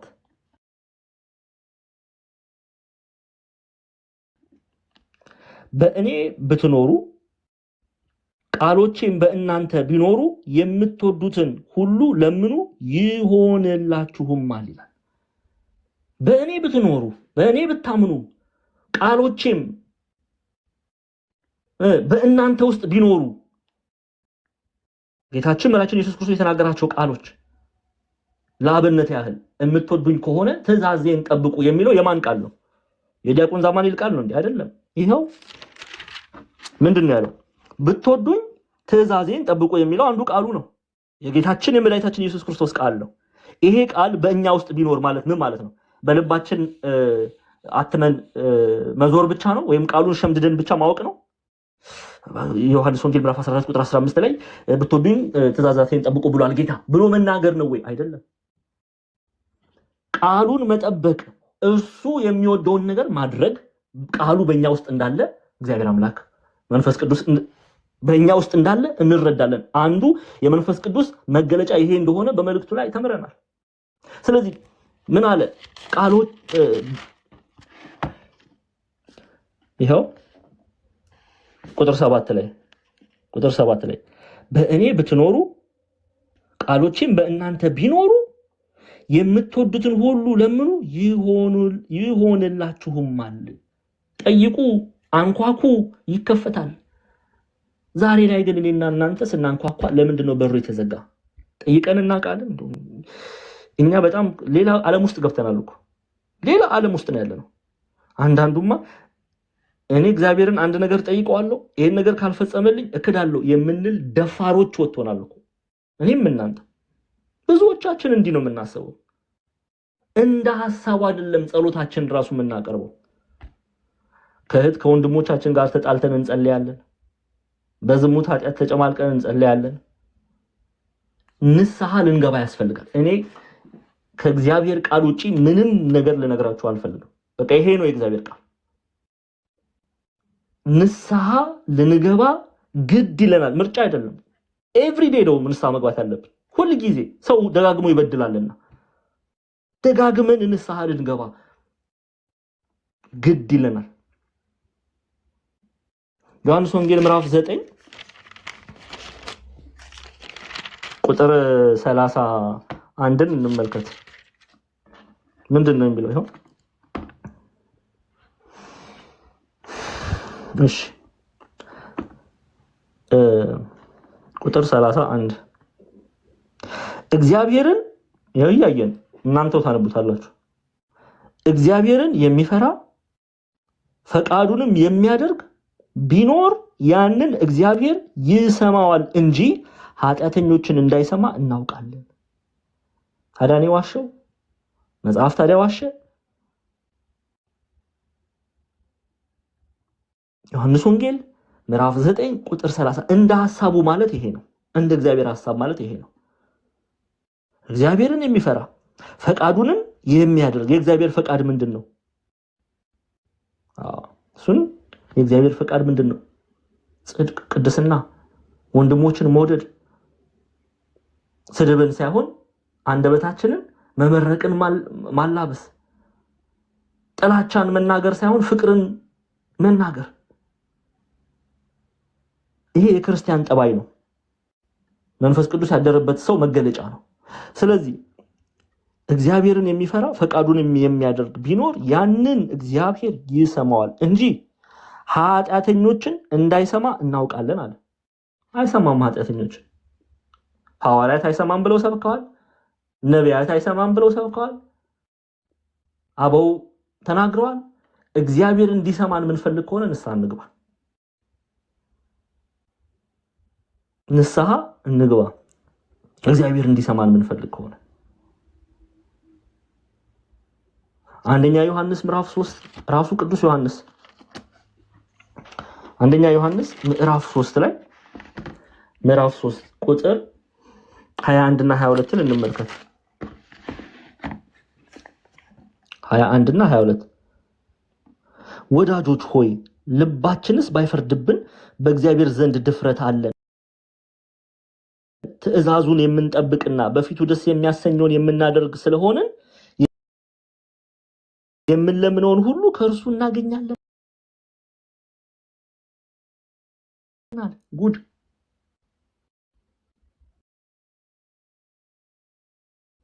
ታዲያሽ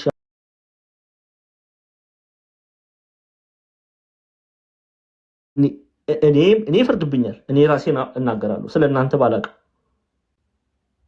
እኔ ልብ ይፈርድብኛል ቶሎ ንስሐ ገባለሁ ከዛ እናንተ ሳይፈርድባችሁ ቆማችሁ ስትጸልዩ አሁን በንጽህና ህሊና ሆነን ነው የምንጸልየው እዚህ ጋር እኮ ከደቂቃዎች በፊት ቲክቶክ ላይ ሙልጭ አድርገን ተሰዳድበናል ሙልጭ አድርገን ቆይ እንደውም ተሰምቶ ማይታወቅ ስድብ ሁሉ ከክርስቲያን አንደበት እየወጣ ነው ጉድ የቆሮንቶስ ቤተክርስቲያንን የሚያስንቅ አይደለ በሌላም ኃጢአት ወድቀን ሊሆን ይችላል ስለዚህ ስንጸልይ ልባችን አይፈርድብንም ይፈርድብናል ንስሐ ግቢ አይልም ይላል ስለዚህ ቅዱስ ዮሐንስ ምን አለ እንግዲህ ከቅዱስ ዮሐንስ መልእክት ውጪ ወዴት እንሂድ ለቤተክርስቲያን ለኤፌሶን ቤተክርስቲያን የጻፈውን መልእክት ነው ማለት በላችሁ ምንድነው እያለ ያለው ይሄው ምዕራፍ 3 ከራሴ ጽፌ ምናምን አይደለም ይሄው ምዕራፍ 3 ቁጥር 21 እና 22 21 እና 22 ወዳጆቼ ሆይ ያላቸው ልጆቹ ናቸው በእግዚአብሔር ቃል ነው የወለዳቸው በወንጌል ነው የወለዳቸው የኤፌሶን ክርስቲያኖችን ወዳጆቼ ሆይ ልባችንስ ባይፈርድብን አያችሁ ፍርድ ልባችን ንጹህ ቢሆን በእግዚአብሔር ዘንድ ኦኬ በእግዚአብሔር ዘንድ ድፍረት አለን አለ። ምን አይነት ድፍረት ነው ያለን? እግዚአብሔር የሰጠን ጸጋ አለ። ያ ምንድነው? ራሱ በቃሉ የተናገረው አለ ኢየሱስ ክርስቶስ። ለምኑ ይሰጣችኋል፣ አንኳኩ ይከፈትላችኋል። እንዲህ አይነት ድፍረት አለን። እግዚአብሔር ጋር ሄደን ይሄንን ፈልጋለሁ የማለት ድፍረት አለን፣ ልባችን ባይፈርድብን እያለ ነው ቅዱስ ዮሐንስ።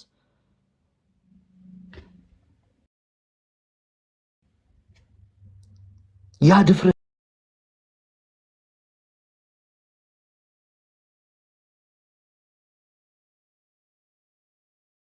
ግን ምንድነው?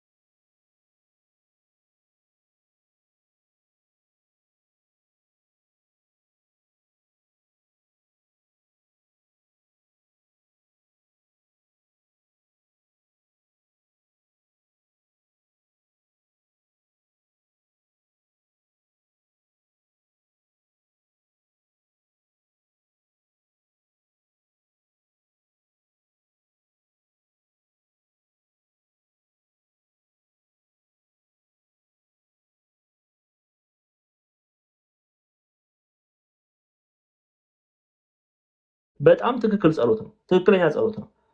ግን እንዲህ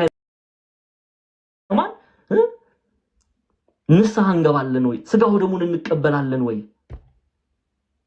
በትምህርቱ እንመላለሳለን ወይ? ይሄን ልንጠይቅ ያስፈልጋል። በቃ ይሄ ነው መልእክቱ። የቅዱስ ዮሐንስ መልእክትም ይሄ ነው።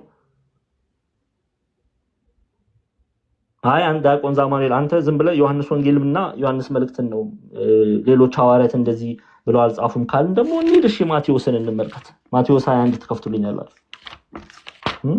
ይሄው ማቴዎስ 21 ቁጥር 22 ማቴዎስ ወንጌል ምዕራፍ 21 ቁጥር 22 የማቴዎስ ወንጌል ምዕራፍ 21 ቁጥር 22 እሺ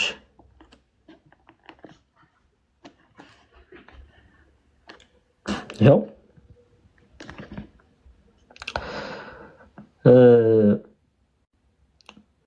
ሙሉ እናንተ አንብቡት። እሺ ቁጥር 22 ብቻ ነው። አምናችሁም ይላል። ምን ብላችሁ አምናችሁ? መቼም አምናችሁ ሲል በክርስቶስ እናምናለን ብቻ እንዳልሆነ ጠንቀቃችሁ ታውቃላችሁ። ሰው በጌታ አምናለሁ ሲል እርሱን መስሎ ይመላለሳል። ስለዚህ ኢየሱስም መልሶ እውነት እላችኋለሁ እምነት ቢኖራችሁ ባትጠራጠሩ በለሲቱ እንደሆነባት ብቻ አታደርጉም። ነገር ግን ይህን ተራራ እንኳን ተነቀል ወደ ባህር ተወርወር ብትሉት ይሆናል። አምናችሁም አያችሁ፣ አምናችሁም በጸሎት የምትለምኑትን ሁሉ ትቀበላላችሁ አላችሁ። ምን ብላችሁ አምናችሁ? ማመን ሲባል ማለት ነው በእግዚአብሔር ቃል አምናችሁ እርሱን መስላችሁ ቃሉን በእናንተ ውስጥ ካለ በቃሉ የምትመላለሱ ከሆነ የምትለምኑትን ሁሉ ትቀበላላችሁ አላቸው።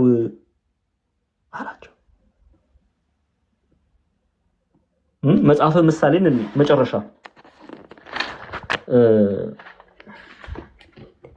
ምዕራፍ መጽሐፈ ምሳሌ 15 ከቁጥር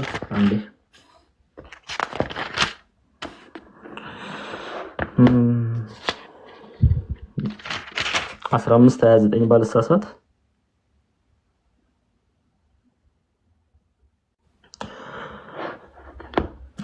ይሄው መጽሐፈ ምሳሌ ጠቢቡ ሰለሞን ነው፣ የጥበብ መጽሐፍ ነው። ጠቢቡ ሰለሞን እንደጻፈው ቤተክርስቲያን ታስተምራለች። መጽሐፈ ምሳሌ ምዕራፍ 15 ቁጥር 29 15:29 እንመልከት። 29:30 አነበዋለሁ። እንዲህ ይላል፣ እግዚአብሔር ከኃጥአን ይርቃል። ማን? እግዚአብሔር ከማን ይርቃል? ከኃጥአን ይርቃል።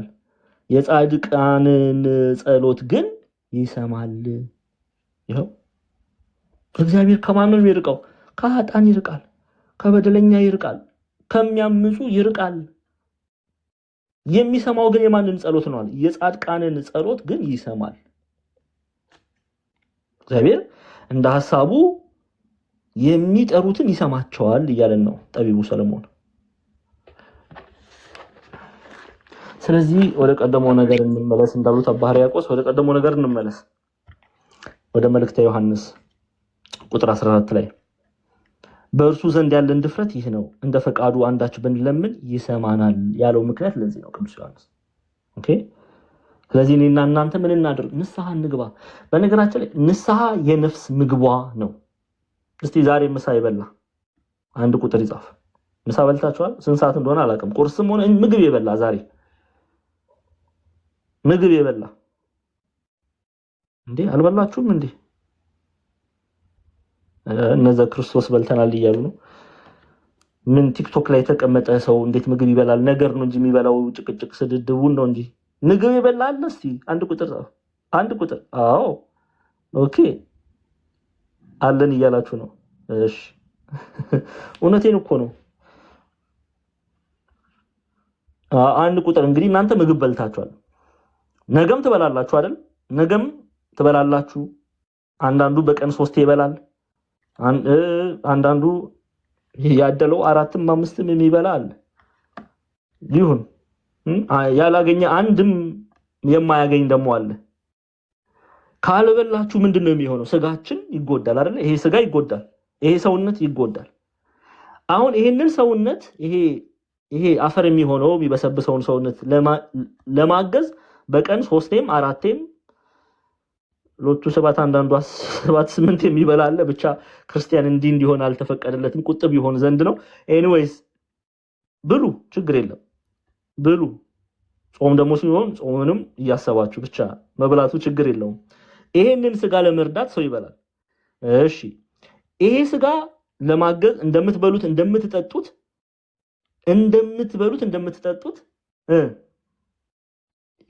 ነፍስንም እኮ መመገብ። ነፍስን ምግብ አላት። ነፍስ ምግብ አላት። እስቲ ነፍሱን የሚመግብ የነፍስ ምግቧ ምንድነው? ቃለ እግዚአብሔር። በጆሮቿ ቃለ እግዚአብሔርን መስማት። ሐዋርያት ነፍሳቸውን ነው የመገቡት።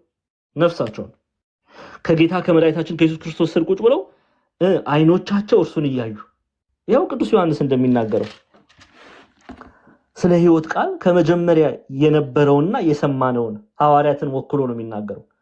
በአይኖቻችን ያየነውን መልካም ነገር ማየት ነፍስን መመገብ ነው። አንዴ ቻርጅ ላድርገው፣ አንዴ ሊጠፋ ነው፣ ጠብቁ። እስከዛ ታብታብ አድርጉ። ሀኒ ታብታብ እንዲያደርጉት ንገራቸው። 1 ደቂቃ። ሰላም ክርስቶስ ይብዛላችሁ። እንዴት አመሻችሁ? እኔ ማርፋጆኝ ቶሎ ታብታብ አድርጉ። ታቡን 300 አስገቡት። ቶሎ በሉ 300 አስገቡት። መምህር ሳይመጡ ቶሎ በሉ 300 አስገቡት። ታቡን 7000 አስገቡት። ኮፒ ሊንኩን ደግሞ ቶሎ በሉ 300 አስገቡት። እሺ ተመልሻለሁ። የነፍስ መብሏ ምንድነው? የነፍስ ምግቧ ምንድነው? ኦኬ። ስለ ሕይወት ቃል ከመጀመሪያ የነበረውን የሰማነውን በአይኖቻችን ያየነውን የተመለከትነውን እጆቻችንም የዳሰሱትን እናወራለን። የሕይወት ቃል የሚለው ኢየሱስ ክርስቶስን ነው። ቅዱስ ዮሐንስ ሐዋርያት እርሱን ያያሉ። ያ የነፍስ ምግብ ነው። እግዚአብሔር የሚወደውን ነገር መመልከት ያ የነፍስ ምግብ ነው። መልካም ነገር መመልከት፣ በጎ የሆነ ነገር መመልከት። ከዛስ በአይኖቻችን ያየነውን የተመለከትነውን እጆቻችን የዳሰሱትን አለ። ለምንድን ነው ይሄንን ያለው ቅዱስ ዮሐንስ? ክርስቶስን ዳስሶታል፣ በእጁ ዳስሶታል ኢየሱስ ክርስቶስን።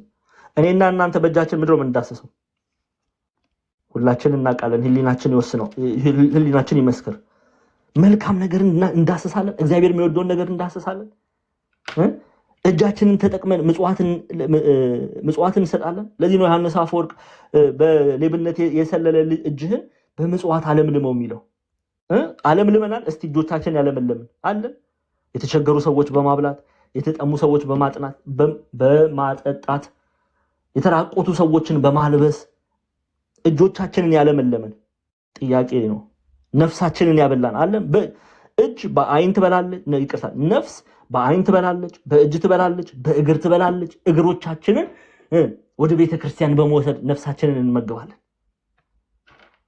ስለዚህ ማለት በአይኖቻችን ያየነው የተመለከትነው እጆቻችን የዳሰሱትን እናወራለን አለ። ሐዋርያት የሚያወሩት ይሄንን ነው። ስለ ክርስቶስ ነው የሚያወሩት ሐዋርያት። መንፈሳዊ ነገር ነው የሚያወሩት። ያየነውን መልካም ነገር፣ የዳሰስነውን መልካም ነገር፣ የሰማነውን መልካም ነገር እናወራላችኋለን። ሊወራ የሚገባው እሱ ነውና እሱ ነው ሊወራ የሚገባው። አድማጭ ሊኖረው የሚገባ እሱ ነው። ስለዚህ በአይኖቻችን ያየነውን የተመለከትነውን እጆቻችን የዳሰሱትን እናወራለን። የሰማነውን ጆሮቻቸው ቃል እግዚአብሔርን ነው የሚሰሙት። እኛ ሰምተን አይተን ዳሰን ልናወራ የሚገባው ስለ ኢየሱስ ክርስቶስ ነው። አንደበታችን የተፈጠረ አሁን እጅ የተፈጠረ እግዚአብሔር የሚወደውን ነገር ለማድረግ፣ እግር የተፈጠረ እግዚአብሔር ወደሚወደው ቦታ ለመውሰድ፣ ጆሮ የተፈጠረልን መልካም የሆነውን ቃል እግዚአብሔር ለመስማት፣ ዘፈን ለመስማት አይደለም። ይሄ ዮሐንስ አፈወርቅ በዘፈን የደነቆረ ጆሮውን በዝማሬ አለምልመው ይላል። በእግዚአብሔር ቃል አለምልመው። የብዙዎቻችን ደንቁሯል። እኛ ደንቁረን ሌሎችን ለማደንቆር ዘፈን ኃጢአት አይደለም የምንል ደሞ ሰዎች አለን። እግዚአብሔር ልቦና ይስጠን። እኛ ዮሐንስ አፈወርቅ ልጆች ነን። በዘፈን የደነቆረ ጆሮውን በዝማሬ አለምልመው ያለ ሊቅ ቅዱስ አባት ልጆች ነን። እጆችህን ለመልካም ነገር ነፍስ እንዲያርገን ነው የምንመግባት ነፍስን። ከዚህ ርቀን ግን እኛ ወተን ስጋን ብቻ የምንመግብ፣ እንጀራ መቁረስ ብቻ፣ የስጋ ነገር ብቻ ነው እኛ የሚያሳስበን።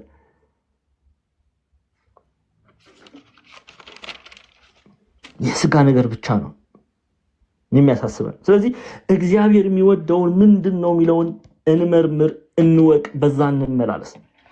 ያንን ነው ቅዱስ ዮሐንስ የሚናገረው። በእርሱ ዘንድ ያለን ድፍረት ይህ ነው፣ እንደ ፈቃዱ አንዳች ብንለምን ይሰማናል። ጸሎታችን መልስ የማያገኘው እኛ እንደ ፈቃዱ የተመላለሰን አይደለም። እስቲ ንስሐ እንግባ፣ እስቲ ስጋ ወደሙን እንቀበል፣ እስቲ ከእግዚአብሔር ጋር እንታረቅ። ከዛ በኋላ ጸልየን የማናገኘው በረከት ካለ እስቲ እናያለን። እግዚአብሔር አምላክ እንደ ክፉ ጎረቤት አይደለም። ክፉ ጎረቤት ትላንትና የሰጣችሁትን 100 ብር ደብቆ ለእናንተ ላለመመለስ እናንተን ሳይ መንገድ እየቆረጠ ይሻገራል። እግዚአብሔር እንዲህ አይነት አምላክ አይደለም። የኔና የናንተ አምላክ የሚሰማ የሚያይ አምላክ ነው። ልብና ኩላሊትን የሚመረምር አምላክ ነው። እኛ ወደርሱ እንመለስ እንጂ ቃሉን የሚፈጽም አምላክ ነው። ቃሉን የሚፈጽም አምላክ ነው። ለዛ ነው እንደ ፈቃዱ አንዳች ብንለምን ይሰማናል ያለው። እንደ ፈቃዱ ስራም ከሆነ ተዳርም ከሆነ ምንም ይሁን ምን ለምነውን ይሰማን ዘንድ እንድንወድ እንደ ፈቃዱ እንመላለስ እያለ ነው ቅዱስ ዮሐንስ። እሺ ግልጽ ነው አይደለ? መቀጠል እችላለሁ። በደንብ የተረዳችሁ ነው።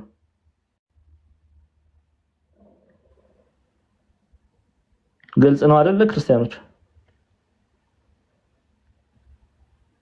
ወይ ጉድ!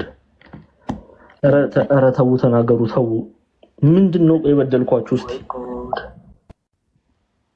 መልሱልኝ እንጂ እኔ እኮ እዚህ ጋር ቆሜ እኮ የምናገረው ለኔና ለእናንተ እኮ ነው።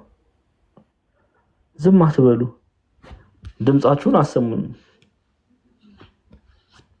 እሺ ቁጥር 14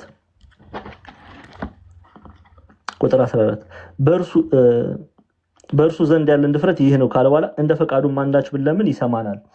ይቅርታ 15 የምንለምነው ሁሉ እንዲሰማልን ብናውቅ ከእርሱ የለመነውን ልመና እንደተቀበልን እናውቃለን ይላል።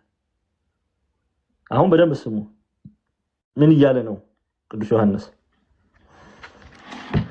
ይሄ መልእክት የተጻፈላቸው ኤፌሶናውያን እንደሆኑ ከኤፌሶን ሆኖ it was written from Ephesus ይሉናል። በተለይ ኢትዮጵያውያንም ግብፃውያንም መተርጉማል።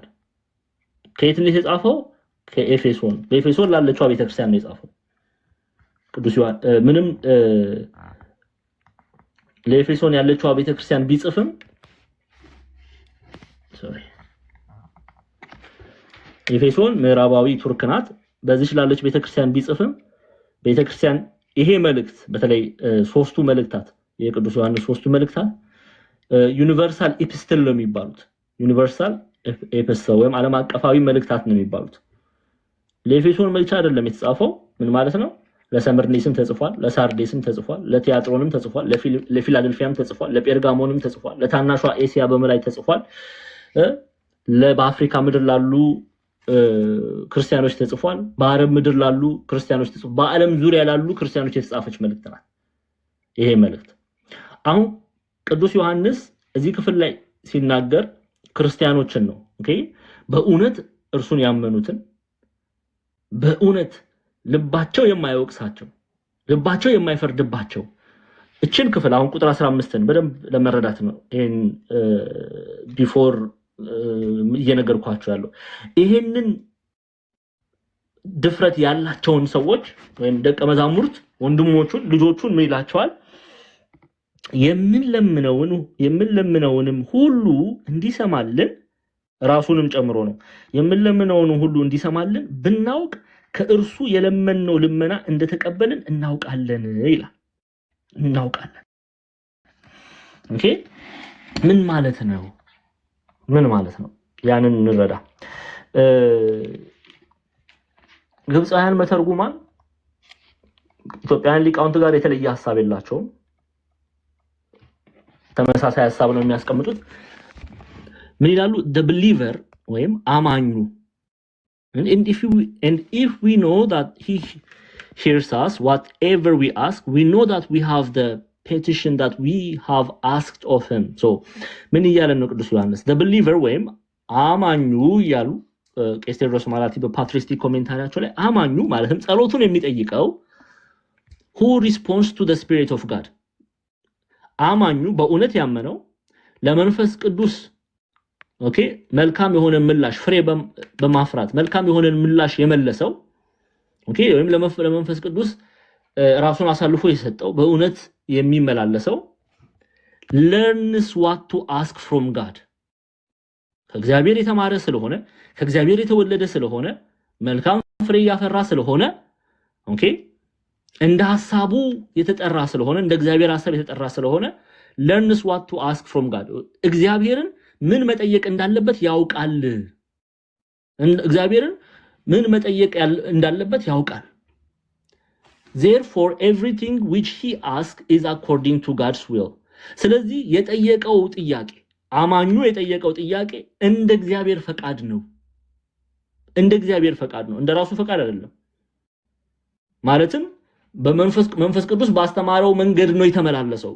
እግዚአብሔር አምላክ የሚፈልገውን ድምጽ ያውቃል። ስለዚህ everything which he asks is according to God's will የጠየቀው እግዚአብሔር according to በእግዚአብሔር ፈቃድ ነው እያለ ነው። ኦኬ ስለዚህ and the Lord will answer him ስለዚህ the Lord ጌታ ኢየሱስ ክርስቶስ ይመልስለታል። ለምን? ይሄ አማኝ ከመንፈስ ቅዱስ ነው የተማረው፣ ለእግዚአብሔር መልካም የሆነውን መልስ ነው የመለሰው፣ ከመንፈስ ቅዱስ ነው የተማረው። ስለዚህ እግዚአብሔርን ምን ብሎ መጠየቅ እንዳለበት ያውቃል። እግዚአብሔር እንደ ሐሳቡ ስለተጠራም የሚጠይቀውም ጥያቄ እንደ እግዚአብሔር ፈቃድ ስለሆነ ማን ይመልስለታል እያለ ነው። the Lord will answer him ጌታ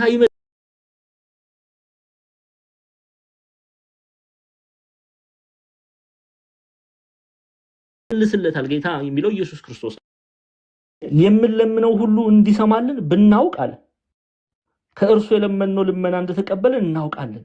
የምንለምነውን ሁሉ እንዲሰማልን ብናውቅ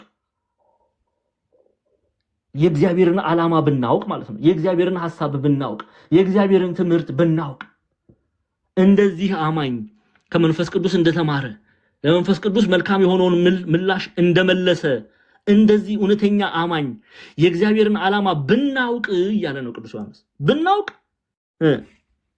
የምንለምነውን ሁሉ እንዲሰማልን ብናውቅ ከእርሱ የለመነው ልመና እንደተቀበልን እናውቃለን። ልመናችንን ለይተን ብናውቅ ብዙ ሰው አያውቅም እኮ የሚጠይቀውንም አያውቅም። ቅድም እንዳልኳችሁ እግዚአብሔር ፊት ቆሞ የሚጠየቀውን ነገር እንኳን ለይቶ የማያውቅ ብዙ ሰው አለ። ምን እያለን ነው ግን ቅዱስ ዮሐንስ? እውነተኛው አማኝ ኦኬ በክርስቶስ ኢየሱስ የሚያምነው በቃሉ የሚያምነው እርሱን መስሎ የሚመላለሰው እርሱ የምንለምነውን ሁሉ እንዲሰማልን ብናውቅ ያ ሰው እግዚአብሔር አምላክ የሚፈልገውን ያውቃል እንደ ሐሳቡ ተጠርቷል እንደ እግዚአብሔር ሐሳብ ይመላለሳል እግዚአብሔር አምላክ ኃጢአተኞችን እንዳይሰማ ያውቃል ስለዚህ በቅድስና የሚመላለሰው ያ ሰው እርሱ የለመነውን ልመና እንደተቀበልን እናውቃለን ይላል እርሱ የለመነውን ልመና እንደተቀበልና እርሱ ለኛ ያሰበውን መልካም ነገር ምናስተውል ከሆነ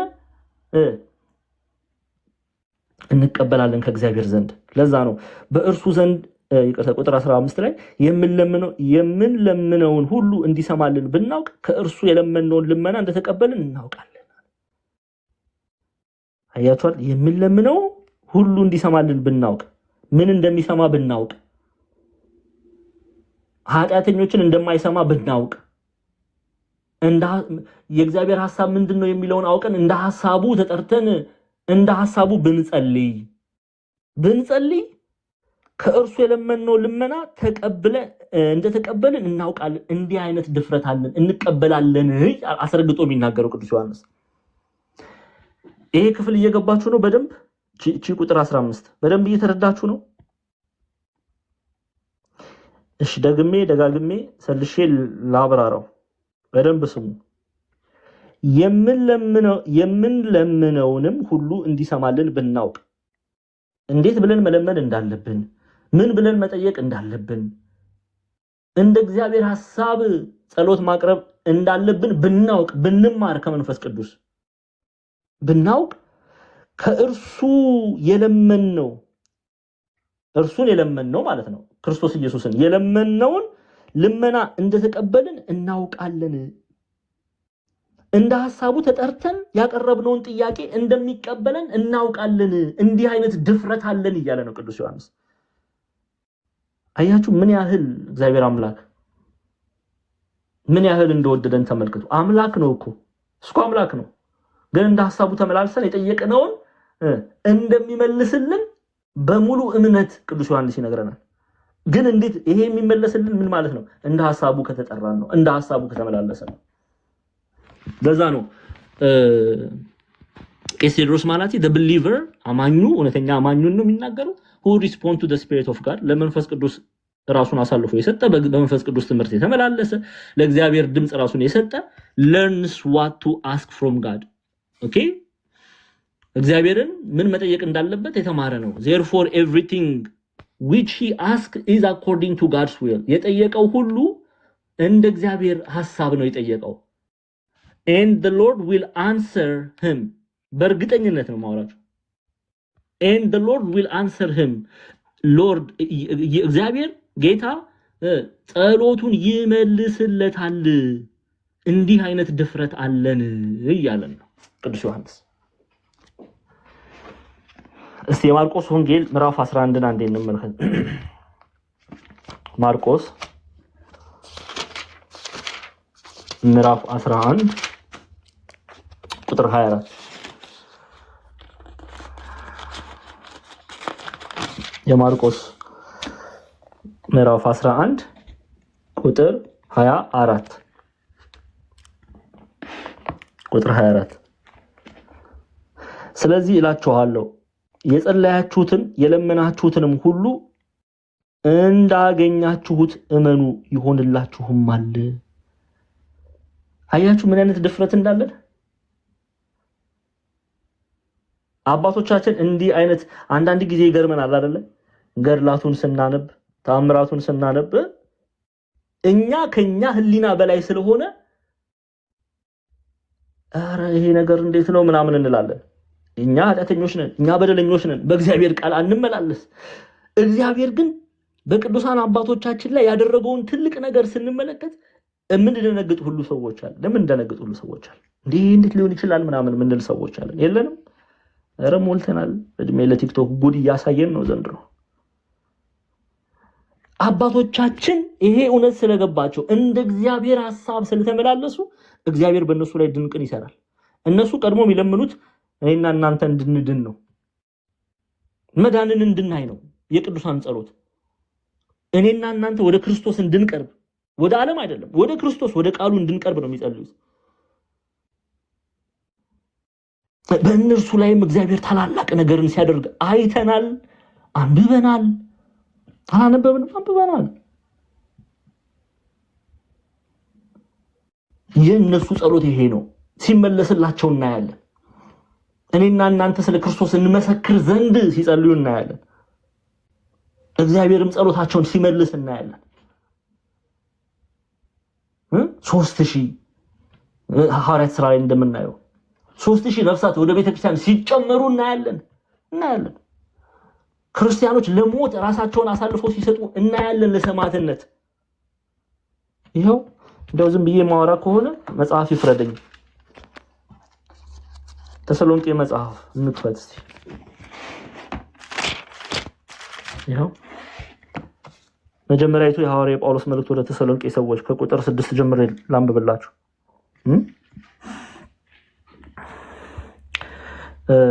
ከቁጥር 2 ጀምሬ ላንብበው እስከ 5።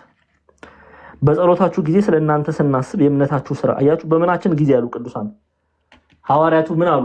በጸሎታችን ጊዜ። ስለማን ነው የሚጸልዩት? ሰሜናዊ ግሪክ ለምትገኘው የተሰሎንቄ ቤተክርስቲያን። በጸሎታችሁ ጊዜ ስለእናንተ ስናስብ የእምነታችሁን ስራ፣ የፍቅራችሁን ድካም፣ በጌታችን በኢየሱስ ክርስቶስ ያለውን የተስፋችሁን መጽናት በአምላካችንና በአባታችን ፊት ሳናቋርጥ እያሰብን እግዚአብሔርን ሁልጊዜ በሁላችሁ ምክንያት እናመሰግናለን። ጸሎታቸው እነርሱ እምነታቸውን ይጠብቁ ዘንድ። ከዛ በኋላ ጢሞቴዎስ መጥቶ የምስራች ጸሎታችን ተሳክቷል ብሎ በነገራቸው ጊዜ እግዚአብሔርን እንዴት እንደሚያመሰግኑ ተመልከቱ። የቅዱሳን ጸሎት ይሄ ነው። እንደ እግዚአብሔር ሐሳብ ነው የሚጸልዩት። ሐዋርያው ቅዱስ ጳውሎስ የሚጸልየው እንደ እግዚአብሔር ሐሳብ፣ ጴጥሮስ እንደ እግዚአብሔር ሐሳብ። ስለዚህ ቁጥር 15 ላይ የምንለምነው ሁሉ እንዲሰማልን ብናውቅ ከእርሱ የለመንነው ልመና እንደተቀበልን እናውቃለን ይላል። ሉቃስን አይተን እንጨርሳለን። ሉቃስ 11:9 የሉቃስ ወንጌል ምዕራፍ 11 ቁጥር 9 ለሚል ምዕራፍ 11 ቁጥር 9 እና 10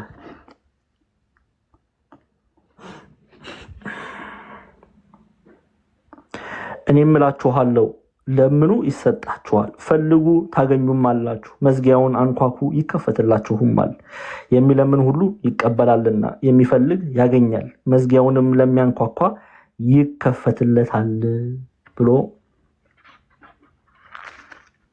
ብሎናል። ስለዚህ ምን እናድርግ? እንለምን። እንዴት ነው ግን የምንለምነው? እንደ እግዚአብሔር ሐሳብ በእርሱ ዘንድ ያለን ድፍረት ይህ ነው፣ እንደ ፈቃዱ አንዳች ብንለምን ይሰማናል ይላል። ይሰማናል። ያስተማረን የገሰጸን የቅዱሳን አባቶቻችን አምላክ ጌታችን አምላካችን አባታችን መድኃኒታችን ኢየሱስ ክርስቶስ ስሙ ከአጥናፍ እስከ አጥናፍ የከበረ